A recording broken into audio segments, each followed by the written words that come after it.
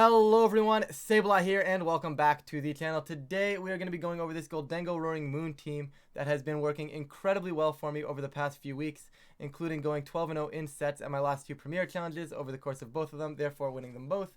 And of course it just feels like it's one of those teams that kind of has a matchup into everything. And that's kind of what I'm looking for in teams when I build, and I'm very happy that I was able to come up with this. Of course, first glance it looks like Marco's LAIC team with a Roaring Moon over the Tornadus, and pretty much, long story short, it is, but that's not how we got here. Today I'm going to be going over how I got to this point in the team building process, EVs, all that good stuff, so let's jump right into it. So we're going to start with the team building process. Now, a little while ago, which is probably like 3-ish weeks or so ago, there was a lot of teams raising in popularity with Gholdengo and Roaring Moon. Now, often paired with these were that Urshifu because it is such a good core. And then you generally see like maybe the Clefairy closing it out. I've seen Landorus, and if you guys watch my video, I believe it was last week's video where I had the Landorus and the Roaring Moon and the Rillaboom on this team, right? Stuff like that. Like I feel like there's been tons of variants of this. If you look at this team immediately, you might be able to notice it just looks like Marco's championship LAIC team that won the tournament just with Roaring Moon over Tornadus, which is kind of what it ended up being, but that's not how it started. I really, like I said, I wanted to start it with the core of Roaring Moon Gholdengo, because one of Gholdengo's biggest problems is going up against other Gholdengo. And having a Roaring Moon not only allowed to give me speed control for other things that weren't just Gholdengo, it also allowed me to have access to actually being able to hit the opposing Gholdengo, which feels incredibly strong. And the core itself, those two in theory worked out perfectly, and I couldn't be happier with how those two were functioning. After that, I felt that having Urshifu on this core really just like Urshifu is just such an oppressive Pokemon, guys, okay? That like, oh, if you think you're going to protect or if you're going to cycle around, right? Well, now Urshifu gets on here. You're not going to protect cycle me anymore. I can still have the Tailwind Urshifu stuff that the Tornadus teams tend to have as well. And just Urshifu, all in all, felt really, really good. After that, I wanted a balanced core, right? So for the longest time, I had the Amoonguss, the Iron Hands, and I actually had a Lando in the Arcanine slot. And I was like, Lando is cool, but what if I just, like, had a Bandit Arcanine? And it just felt really, really good. So obviously, like, I fine-tuned the team a little bit, got down to some final sets. So we'll jump into, like, each set individually in a second. But that's kind of how I approached this and got to this team. But overall, it's like, it's a really good core because like you have, not only do you have like the aggressive mode with like Tailwind, Urshifu, Choice Band, Arcanine, you also have that I'm going to outbalance you. I'm going to be able to set up a nasty plot win con, excuse me, right? We just have so many different modes with this team, and they're all function, and they all surprisingly work incredibly, incredibly well together. So we'll start with the Gholdengo since it was like the lifeblood of the team. A lot of the times now people are actually running Metal Coat on Gholdengo just to not have to commit to locking choice specs, but you get that extra little knockout, extra little jump into damage, right? You've seen Life Orb as well, right? Just that extra little jump immediately puts on a lot of pressure. But I figured with my team like this, between having Rage Powder, Fake Out, Intimidate, Leftovers just felt too good not to have. So I went with the Leftovers variant, obviously very straightforward on the moveset here. Make it range Shadow Ball, Nasty Plot, Protect. Nothing too crazy right there. That's exactly what I was looking for in a Gholdengo, right? Setup piece, hits really hard, gets some recovery back, and sends it. Terra Dragon has been like the new uptick, and it just has a lot of good stuff going for it on Gholdengo, right? Oh, you're going to Surging Strikes me with your Urshifu? No, you're not. I'm going to resist it now, right? Make them pick between the Surging Strikes and the close combat, right? They can't really call that either way. They have to wait till I Terra to decide that, unless they're going to make like some insane call, which can happen at some points. But Dragon, all in all, right now without it, I resist the fairy. You know, right now I'm resisting the fairy from the Specs Fluttermane. So the moment they lock into Shadow Ball, I can switch to Dragon. If they lock into Dazzling Gleam on my Protect, well then the next turn I don't have to care about them, sort of thing, right? Tons of different ways to talk about Terra Dragon here. But Gholdengo, guys, it's just a really good piece. Obviously, it felt like I wanted to be able to set up, and that's exactly what I'm looking for here. I'm going to only talk about, mostly I'm going to talk about the speed on Gholdengo, because this is, in my opinion, like I said, the biggest issue when running Gholdengo is opposing Gholdengo. And what you lose to is opposing Gholdengo that are faster than you on those Gholdengo teams. Obviously, there's other things as well that you would lose to, like obviously King Gambit you don't want to go up against with your Gholdengo. But like when you're playing the Gholdengo mirror, I really want it to be as fast as possible. And originally I was sitting around 130. That was to speed creep the Modest Heatrans going around. But then I started realizing that a lot of Gholdengos are actually doing that. So I said, you know what, I'll creep it a little bit more, go to 131. And guys, I'm going to be honest, I'm not the fastest Gholdengo right now. This is not the fastest Gholdengo you are going to see. At the Premier Challenge I played on Saturday, there were actually at least three other Gholdengos at the tournament, I should say, that were all max speed timid. So I'm not the fastest Gholdengo. But I felt that having Roaring Moon for the additional Gholdengo matchup really, really helped. Right, so I didn't need to be the fastest, but I could get away being modest and not needing that much special attack and still having a very good chunk of bulk. So because of that, the team felt like it was functioning really well. 236 puts me at 192 in HP. That gives me the the extra leftovers recovery every single turn. And by it's just optimal, right? Like if I go to 193, I have 1 extra point of health and I'm still gaining the same amount back.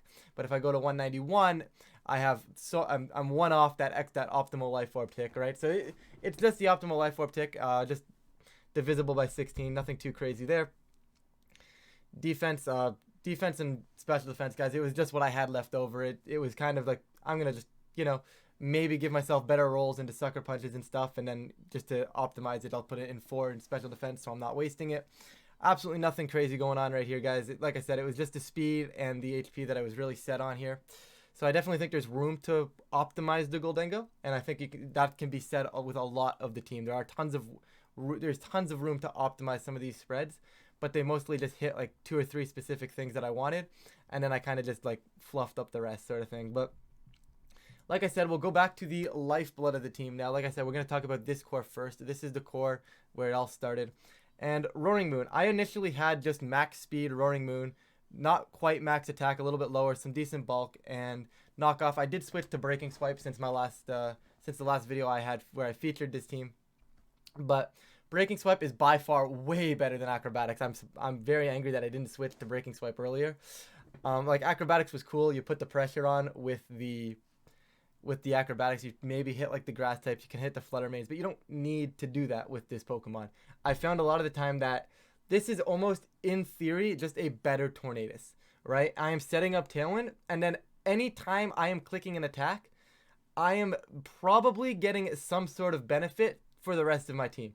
Whether that's me knocking off an opposing item, or whether that's me just intimidating or breaking swiping both of you so you lower your attacks and just allow my Gholdengo or my Urshifu to survive a little longer, right? This piece in general, like I got the Tailwind up and then I was just hindering things and just keeping the rest of my team alive.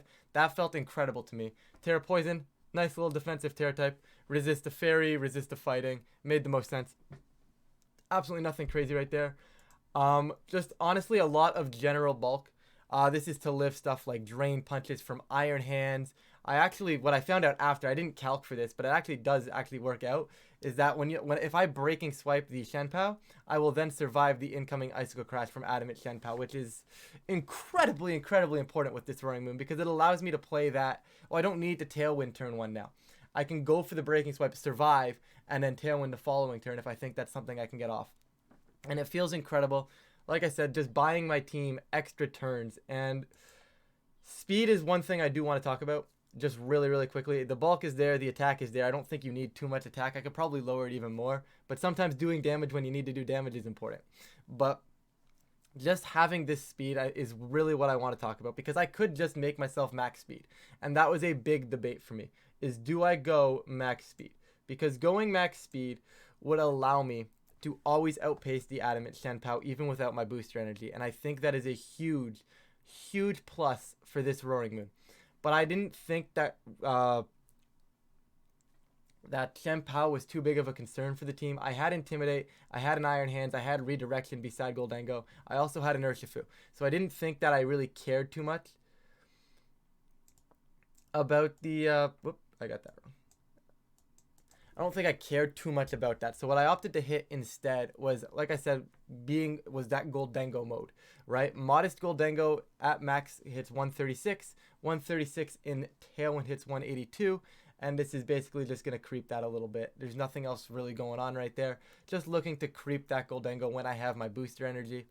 That's not 182. It hits 136 times 2. Either way, I'm creeping max speed modest Gholdengo under Tailwind. That's what I'm creeping. I mean, I don't remember the exact number. I mean, I can't do math. Math is hard, okay? That's what we're getting at. But either way, that's what we're speed creeping with this Roaring Moon right here. Once again, if you wanted to change to max speed and your playstyle is to be a little bit more concerned of like the Shenpaus, perfectly understandable. You can definitely do it. But I liked having that little bit of extra bulk. It made some more rolls favorable for me, and we go from there. Urshifu, nothing too crazy here, guys. This is a Mystic Water Urshifu, and I just wanted damage. The only thing I'm going to talk about is I hit the attack jump in Adamant. Adamant 156. I get that extra little jump onto damage calcs. And my speed was the only thing that I really, once again, calced out specifically for. 212 puts me at 144. Max speed Adamant Landorus is sitting at 143. And what this allowed me to do was to go knock off into Surging Strikes into the Scarf Landorus and just basically effectively get them off the field immediately whenever I wanted to. The rest of it was 28-20, and this allows me to live Choice Banded E-Speed from the Dragonite besides Shenpao, which was exactly what I was looking for there, and the rest is just a dump into Special Defense. Nothing really calced out from the Special Defense end, but I definitely wanted to live the Dragonite E-Speed because this was a super important piece for me to be able to deal with Shenpao, because despite Roaring Moon being super bulky, it didn't appreciate the Dragonite Shenpao stuff as much as you'd wish it would be better into that, but it really wasn't like my key piece into that matchup, whereas Urshifu felt like one of the key pieces there. So I was very adamant on making sure I'm surviving that E-Speed. Forced them to double this Urshifu to get that kill. Amoonguss, guys, there's nothing to say here. We've all seen Amoonguss do Amoonguss things throughout the years. Nice and bulky, nothing too crazy. I've been using this set probably my entire Scarlet Violet era with like a little bit of adjustments here or there for like HP and all that jazz. But went Rocky Helmet on this one, guys, just because it allowed me to switch in to Urshifu. It made Urshifu not really a threat, right? If I was scared of Urshifu, like, oh, they want to Surging Strikes me. Oh, Amoonguss is coming in. Oh, they're locked into Surging Strikes now. Amoonguss is on the field. They got to hit themselves. It basically allowed me to play around Urshifu, kill the other pieces, have Amoonguss in the back, and win the game. Right? Whether that's switching in Amoonguss on where I think the Surging Strikes is going, whether that's just like making sure it's a 1v1 Amoonguss versus Urshifu sort of thing. There was a lot of ways the Rocky Helmet provided. It also broke some of like the Ice Spinner Shenpao, the Focus Sash there. It's just a really good item. I didn't think I needed the health recovery because I had the ability to switch in and out with Intimidate and Fake Out. I didn't need the health recovery from the Citrus Berry. Rocky Helmet just felt a lot more consistent. Moveset, completely standard. I will talk about my speed tier real quick. This could realistically be any Amoonguss you want, you're comfortable with. It's perfectly fine. The only thing I will say is make sure you are slower than Blood Moon Ursaluna. And that's exactly what I did here with 50. I personally always liked underspeeding Blood Moon Ursaluna in Trick Room and being faster than the regular Ursaluna in general. That way, if they set up Trick Room for the Blood Moon Ursaluna, I can spore it in Trick Room and I don't care about it. Or if they're outside of Trick Room, because the problem with the Ursaluna regular form for me I've never really struggled with it while it's in Trick Room.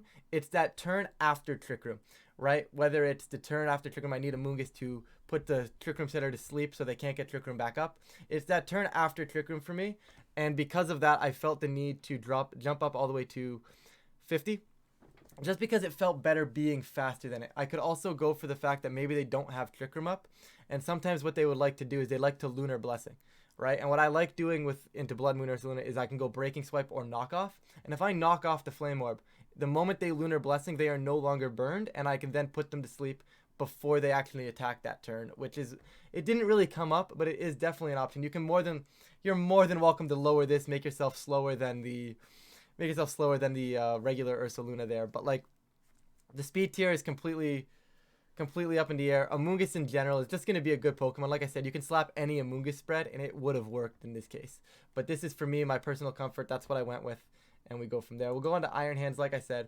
Same concept with the Iron Hands, guys. It's nothing crazy, right? Just fast, hits hard, doesn't hit too hard, but it's nice and bulky, hits hard enough. And that's all I really needed with this piece, you know? Between having Pollen Puff, between having Intimidate, and cycling around and Drain Punch, I didn't need to hit any harder than 76. Did I miss a few knockouts on Urshifus? Yes. Did I just knock them out the next turn by switching in my Amoonguss? Also, yes. So, yes, sometimes it is very annoying to just miss that KO. But like a lot of the times, the bulkier ones were going to be built to live like 156 anyways, or have a roll to live 156 anyways. So I just wanted to go general bulk, just say I'm going to live things. I've lived dumb things numerous times. This Pokemon is not okay when it's built bulky like this. Speed was kind of so I could function in Tailwind. I didn't really need it, but generally speaking, being a pretty fast Iron Hands helped out quite a bit moving forward. I've actually outsped or sped tied some Gothitels before, which was cool. Not that it realistically matters. Gothitel's not like a big piece, but generally speaking, Gothitelle is faster than the Iron Hands, which kind of gets annoying. But having potential faster fake outs than a Gothitelle, just being able to get Drain Punches or fake outs into opposing Iron Hands first sometimes also felt really, really good.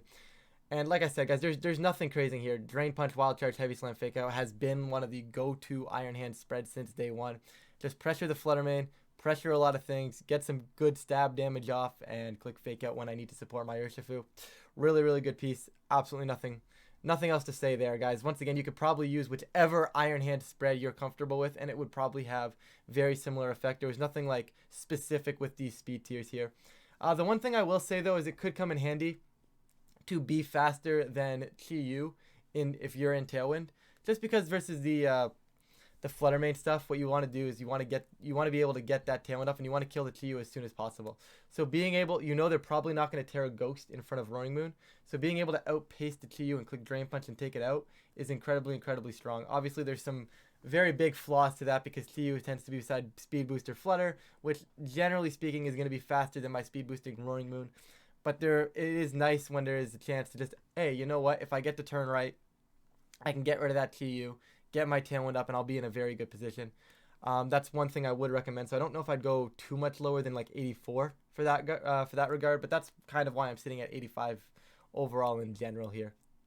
And then of course, Arcanine. There's two things I want to talk about with Arcanine. Choice Band Arcanine, guys, has been picking up in usage a ton. Absolutely nothing too crazy right now going on here. But we have the very standard three moves of Flare Blitz, Rock Slide, E-Speed. Now, I want to talk about Terra Blast a little bit. Head Smash has been picking up in popularity, and very rightfully so. That move is crazy. Banded Head Smash does crazy amounts of damage 80% of the time. I did not like the inaccuracy of Head Smash. I also really enjoyed having the pressure to Terra Blast Terra Fairy. And that's only because not only does it hit the Iron Hands if I need it to, it also scares the Gholdengo.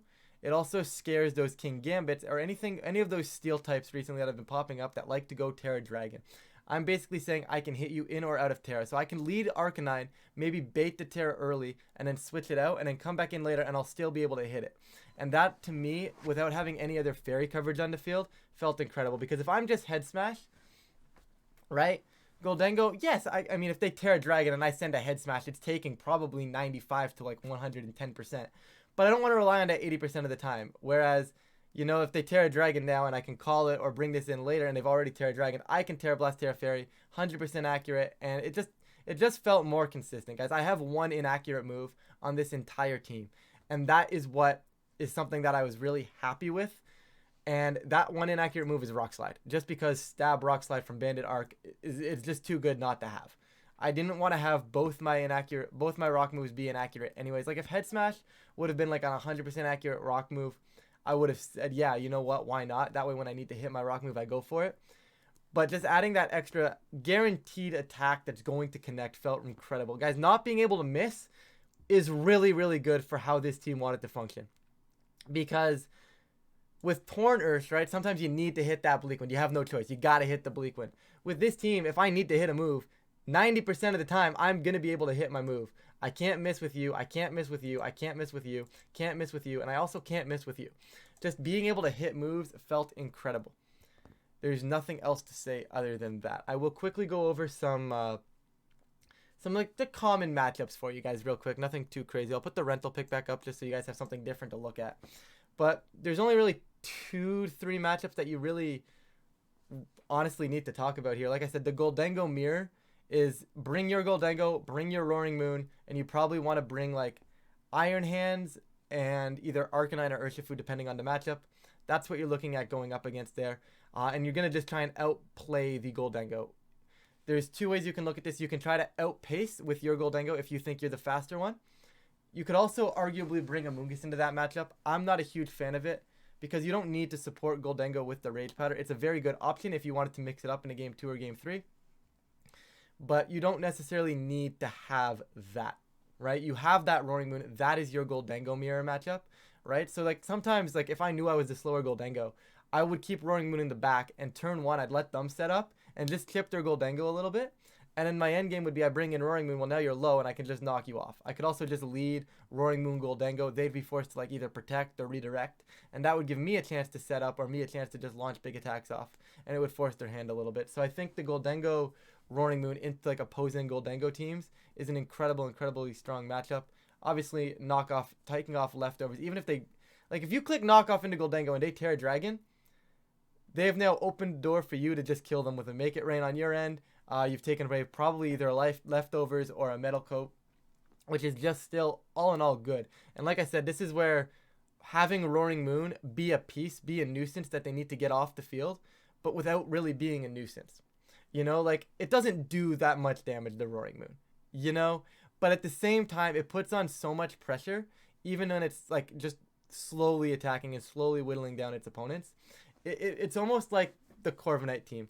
And it's one of those ones like, that like if you hit the Corviknight back in Regulation B when I had the Corviknight team that I got second at Vancouver with, it was if they were hitting my Corviknight, the rest of my team was doing damage. And if they weren't hitting my Corviknight, the Corviknight was being a nuisance to a spot where, hey, you probably should have taken care of this thing. Oh, you didn't take care of this thing, and now it's going to go crazy. It's very similar with this Roaring Moon. It's, hey, it's not like I'm an immediate threat. I'm not an immediate threat with this Roaring Moon, but it's giving me a spot to, if you're going to target it, the rest of my team is going crazy. If you're not going to target, the Roaring Moon is going to be such a nuisance that it's probably a little bit too late to target. Kind of like one of those concepts that you kind of need to hit it, but you also kind of don't want to hit it sort of thing. Either way, but like I said, Roaring Moon, incredibly good into the Gholdengo mirrors. Definitely think it's the key piece there. Obviously, you go Iron Hands and Gholdengo to wrap that up, and you can probably bring any of the other three.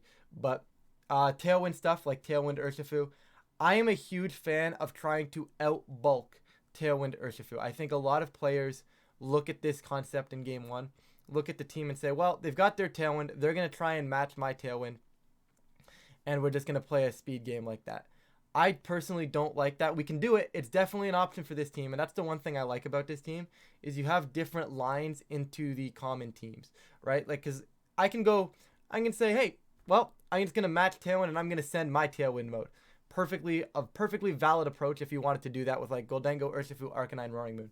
Versus Tailwind teams, though, I do like trying to play it a little slower in Game 1 because it makes them get in their heads a little bit, right? Oh, they didn't try to set Tailwind. Maybe I don't need to bring my Tailwind this time.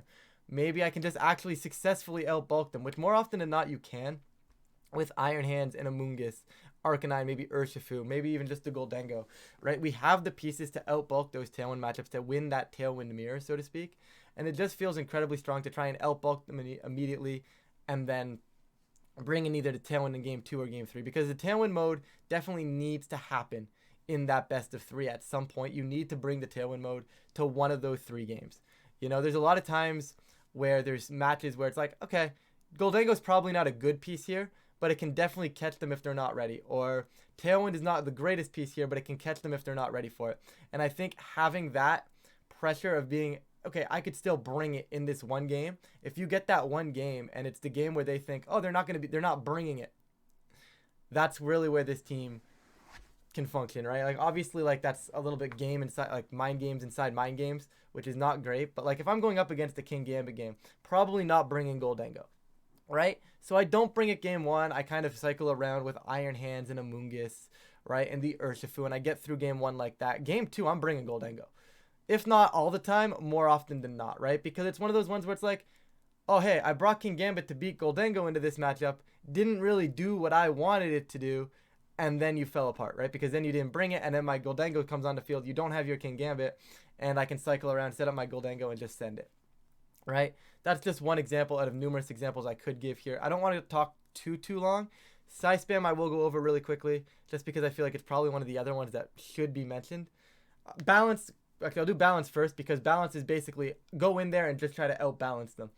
You know, if you think they're going to play really, really passive, you can try to go with like Tailwind Surgic Strikes mode, but you can just try to outbalance, like go like Gholdengo, Amoonguss, Iron Hands, Arcanine, Iron Hands, Urshifu, whatever mode you really want to go. But just I think you balance if you can get it.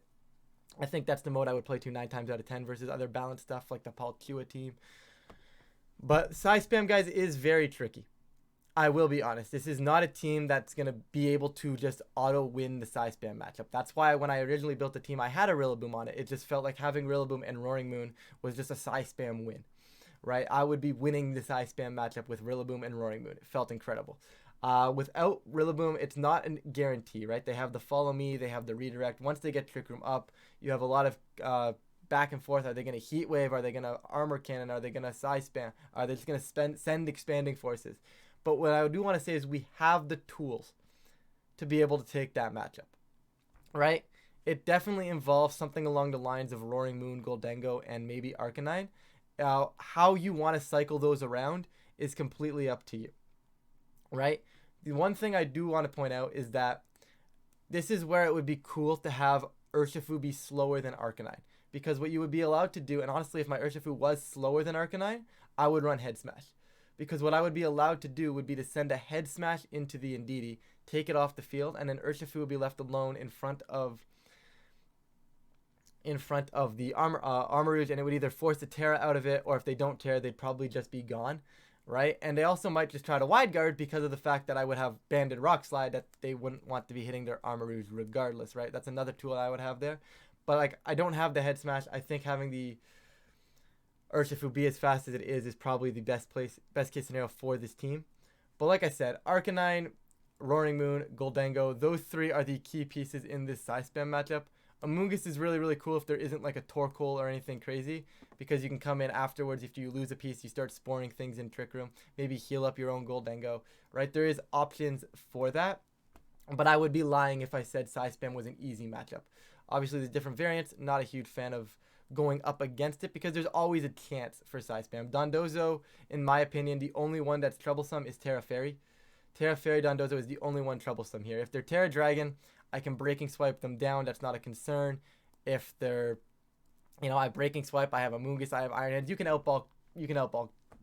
It's not a super difficult concept. And then if you need to just send damage, you can send it with the Urshifu.